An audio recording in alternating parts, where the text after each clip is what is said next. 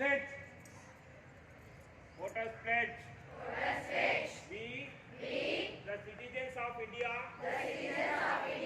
having abiding faith in democracy, hereby pledge to uphold the democratic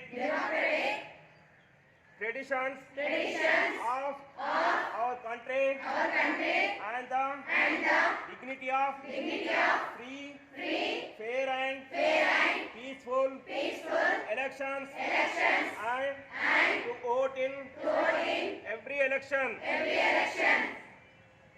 fearlessly and without being influenced by considerations of religion, race, caste, community, language, or any inducement.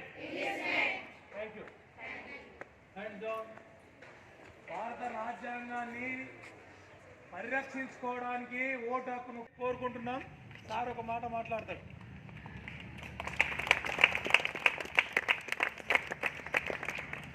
ఈ vote హక్కు అనేటటువంటిది ఏ విధంగా మనకు వచ్చింది అనేటటువంటి విషయాన్ని మీరందరూ కూడా గుర్తుంచుకోవాల్సినటువంటి అవసరం ఉంది.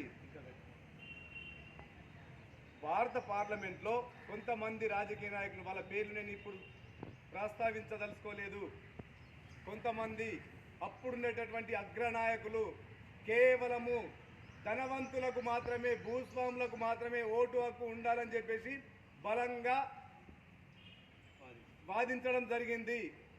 ఇంకా కొందరు అప్పుడు మన తాతలు కూడా చదువుకోలేరు, ఎవ్వరు కూడా చదువుకోలేరు, కేవలము అప్పుడు డిగ్రీ వాళ్ళకు మాత్రమే ఓటు హక్కు ఉండాలని చెప్పేసి ఇంకొక బలమైనటువంటి వర్గము వాదించడం జరిగింది పార్లమెంటు నందు. అంతేకాకుండా ఎవరైతే రాజులు, ఎవరైతే ప్రభువులు ఉన్నారో వాళ్లకు మాత్రమే ఓటు హక్కు ఉండాలని ఇంకొక వర్గం వాళ్ళు వాదించడం జరిగింది.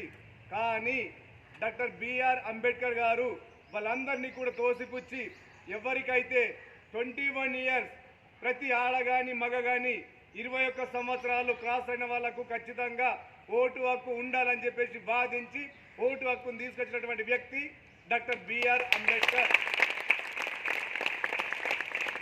ఈరోజు మన వాళ్ళు ప్రతి ఒక్కరు ఏమనుకుంటున్నారంటే, జరుగుతున్నటువంటి పరిణామ పరిస్థితులలో నాకు ఓటు హక్కు ఉంది, నాకు 1000 రూపాయలు ఇవ్వండి, 5000 ఇవ్వండి అని చెప్పేసి అమ్ముకుంటున్నారు. మదన్ మోహన్ మాలవ్య అని చెప్పేసి ఆ కాలంలోనే మదన్ మోహన్ మాలవ్య అంబేద్కర్ మీద ఇట్లా భుజం మీద చేతేసి ఏమో పిచ్చోడకి బిచ్చాల కోటకు కల్పిస్తున్నావు వాళ్ళు అంటూ మేము గొనిస్తామే అన్నారు. సేమ్ పరిస్థితి అదే విధంగా జరుగుతుంది.